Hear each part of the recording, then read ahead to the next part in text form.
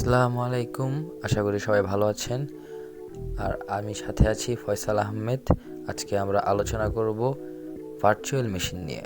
তো আপনারা virtual machine অনেকেই শুনে থাকবেন, কম্পিউটারে অনেকে ভার্চুয়াল মেশিন ইউজ করে। তো আজকে আমরা কম্পিউটারে না, আজকে আমরা কথা বলবো যে ফোনের ভার্চুয়াল মেশিন নিয়ে। তো ফোনে অনেকগুলো ভার্চুয়াল মেশিন অ্যাপ্লিকেশন আছে সিস্টেমে, কিন্তু এর মধ্যে সবচেয়ে ভালো যে তিনটা ভার্চুয়াল মেশিন, এই তিনটা ভার্চুয়াল মেশিন নিয়ে আমি আজকে আলোচনা করব। তো এর মধ্যে একটি হচ্ছে X8 স্যান্ডবক্স, একটা হচ্ছে Vmospro, একটা F1-VM।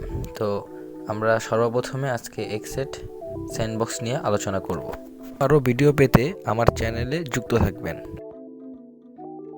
Android version 5.11 full screen use করতে পারবেন আপনারা। 64 বিটের যে কোনো অ্যাপস গেমস সাপোর্ট করবে এখানে এই X8 স্যান্ডবক্সে।